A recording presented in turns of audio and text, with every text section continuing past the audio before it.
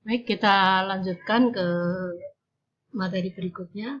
Bagaimana cara kita mengidentifikasi bahaya dan cara pencegahannya.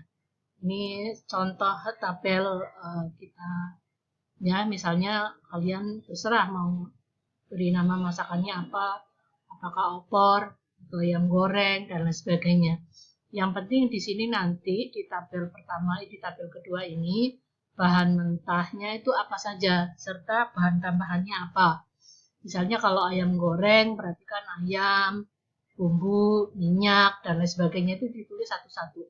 Ya, misalnya di sini ayam. Kita tulis ayam. Bahayanya apa? Misalnya ada biologi ya, fisika ya, misalnya kimia ya. Nah, jenis bahayanya apa? Misalnya fisik, ada tulang atau batu, ya. Kemudian kimia, misalnya antibiotik, ya kan? Kemudian kalau biologi, misalnya salmonella, ya, atau Staphylococcus aureus kan tadi. Nah, tinggal cara pencegahannya apa? Kalau yang fisik, misalnya dengan sortir, ya kan? Kemudian yang kimia, misalnya dengan milih berat ayam lebih dari 1,5 kilo. Kemudian biologi, misalnya masak dengan benar.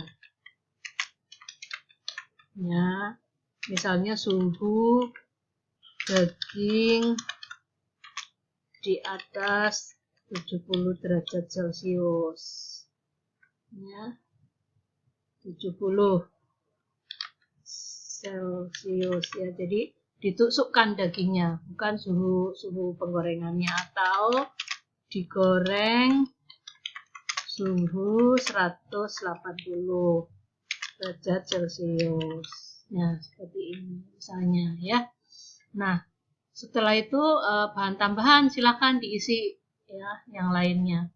Nah, baru setelah itu kita akan menentukan mana tadi ya,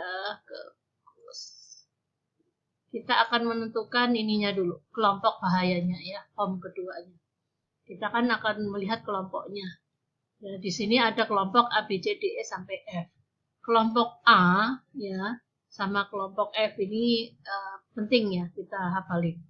Jadi kelompok A itu kalau makanannya adalah makanan khusus yang non steril dan diperuntukkan oleh orang yang berisiko, ya bayi, orang sakit, ibu menyusui, usia lanjut, orang tua dan sebagainya. Kalau kelompok B ini bahan tambahan yang mengandung bahaya sensitif. Ya, kalau kelompok C diproses pengolahan tidak terdapat tahap yang dapat membunuh mikroorganisme. Ya, misalnya tidak ada proses pemasakan dan sebagainya, lalapan ya. Kemudian yang D kemungkinan mengalami pencemaran kembali, jadi sudah dimasak, kemudian penyajiannya tidak betul. Nah, sebelum proses pengemasan ini ada kontaminasi kembali. Yang E kemungkinan dapat terjadi kontaminasi kembali karena salah pada saat distribusi, ya. Jadi proses pendistribusiannya yang salah. Kemudian kalau F itu tidak ada proses pemanasan setelah pengemasan. Jadi makanan langsung kita konsumsi ya, sehingga bahaya biologinya cukup tinggi ya. Jadi makanan-makanan ini cukup berbahaya. Ini adalah kelompok bahaya A sampai F. Nah, kemudian kita masukkan ke sini. Kalau tadi miliknya ayam goreng ya, kita opor ayam aja gitu ini. Contoh misalnya opor ayam, bahan mentahnya misalnya di sini ayam. Ya tinggal kita kelompokkan mana. Ayam itu bisa dipakai untuk apa saja gitu kan. Kita lihat nanti makanan untuk konsumen yang berdiskusi. Kalau bayi kan enggak ya. Nah, kemudian kalau opor ayam biasanya kan kalau enggak mengandung bahaya sensitif biologi Iya, ya, tidak ada tahap untuk mencegah atau menghilangkan bahaya ada karena digodok. Berarti ini B, ya. Kemudian kita conteng aja ya.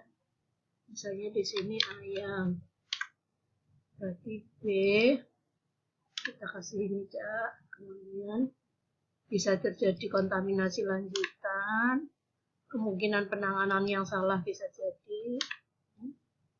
Nah, kalau tidak ada cara mencegah, ada ya caranya. Berarti ada 3, misalnya B, C, D.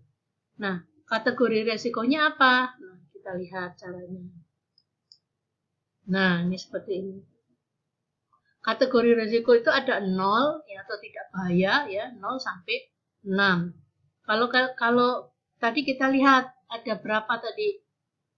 B, C, D ya. B, C, D. Kita lihat di sini. B, C, D berarti ada 3 bahaya dari B, C, D berarti termasuk kategori 3 ya. Kita klik berarti kategori 3. Nah, seperti itu caranya. Nanti kalian latihan sendiri ya. Nah, kemudian setelah ini ya contohnya tadi kalau 1 berarti mengandung bahaya 1, tapi dari B sampai F dia tidak mengandung bahaya A. Ya, kalau 0 berarti tidak mengandung bahaya A, tapi kalau ada 1 ada bahaya A, ini walaupun A sendirian, ini sudah termasuk kategori risikonya besar, 6. Jadi, walaupun A sendiri atau A tambahan. Nah, kalau 1 intinya bahaya B sampai F, 1 saja, atau B, atau C, atau D gitu ya. Kalau 2 misalnya B dan C, atau C dan D, dan seterusnya ini ngikutin. Saya kira jelas ya. Nah, kemudian kalau sudah kita melihat seperti ini ya, tadi apa itu kategorinya, kita tadi sudah ketiga, sudah selesai, kita baru membuat langkah-langkah identifikasi bahaya. Jadi tadi formnya kan sudah ada ya, form 1 tadi yang kita isi kimia biologi, ya form kategori risiko yang kita isi juga tadi B, C, D, kemudian kategori risikonya 3. Nah, baru kita persiapan membuat deskripsi produk. Misalnya opor ayam. Bahannya apa saja? Ayam negeri, santan kelapa, garam, gula, pasir, dan lain sebagainya. Siapa yang konsumsi? Bagaimana cara penyimpanannya? Bagaimana cara pendistribusiannya? Bagaimana cara mengkonsumsinya? Bagaimana cara pengolahannya? Ini ada tahap-tahapannya yang harus dibuat. Nah, ini contoh produk deskripsinya. Jadi kalau tadi misalnya opor ayam ya dijelaskan, ya kan? Misalnya ayam dipotong-potong, kemudian dididihkan atau dibersihkan gitu sampai proses jadi opor ayam. Ini adalah deskripsi produk sampai ke bagaimana proses penyimpanannya dan kapan akan dikonsumsi. Nah, baru kita akan membuat diagram alurnya. Ya. Misalnya ini contoh-contoh saja. Jika tidak sesuai dengan yang tadi, ya. Misalnya kita membuat diagram proses pembuatan makanan ya tadi. Yang pertama adalah proses penerimaan bahan mentah. Jelas ya, misalnya kita mau membuat opor ayam kan otomatis membeli ayam. Ini di sini receiving atau proses penerimaan bahan mentahnya. Kemudian disimpannya seperti apa? Apakah langsung di proses ya, dicuci dan lain sebagainya, atau kita simpan dulu di kulkas? Ya, jadi di sini penyimpanan raw material atau bahan mentah. Ya, baru proses grindingnya. Ya, kemudian bagaimana blendingnya, bagaimana apakah di campuran dan sebagainya, bagaimana formulasinya, ya, bagaimana proses aplikasi dari pencucian itu sendiri.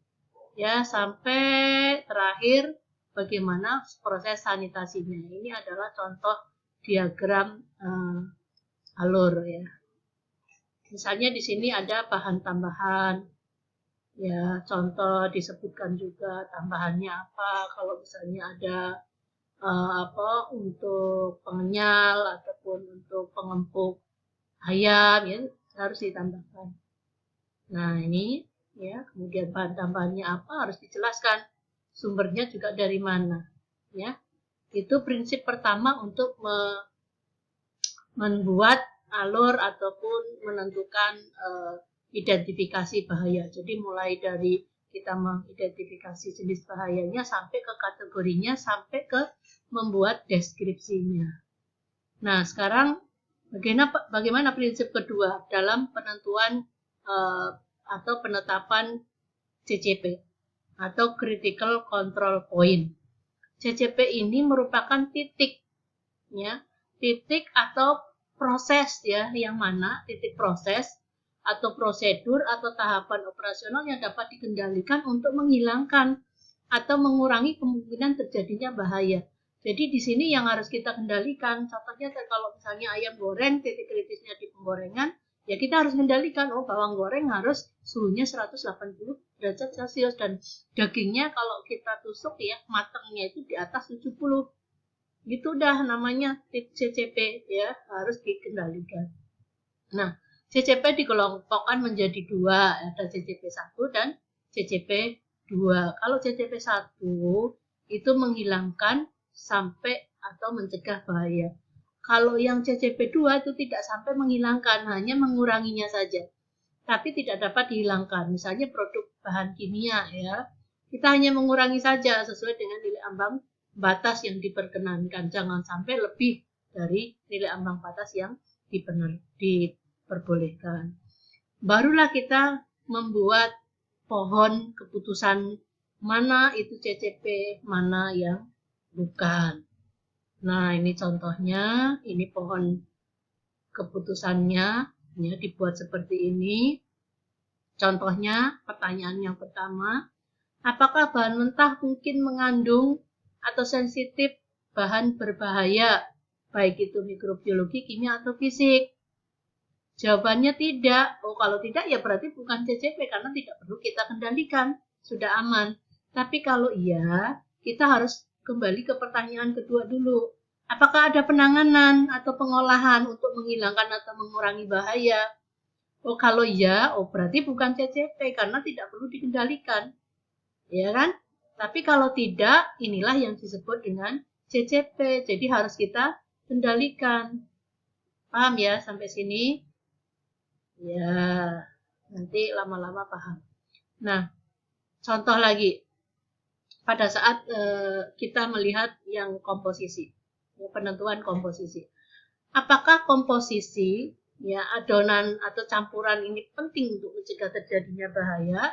Misalnya komposisi tadi ya, bahan tambahan pangan, misalnya kalau natrium bikarbonat itu kan harus nilai ambang batasnya ya. Nah, apakah iya? Nah, kalau komposisi itu harus kita jaga, ya, harus dikendalikan untuk mencegah terjadinya bahaya, maka itu CCP. Tapi kalau bukan, mau banyak-banyak, misalnya daun suci banyak-banyak, nggak ada batasannya, ya berarti dia bukan CCP. Jadi komposisi di sini adalah komposisi seringnya pada bahan tambahan pangan. Ya, contohnya tadi misalnya antioksidan itu kan ada nilai ambang batasnya. Misalnya 100 gram per 1 kilogram. Berarti kita kan tidak boleh lebih dari itu. Harus harus kita kendalikan. Nah, kalau harus kita kendalikan itu namanya CCP. Tapi kalau bukan, mau banyak-banyak, tidak masalah, tidak berbahaya, maka itu bukan CCP ya.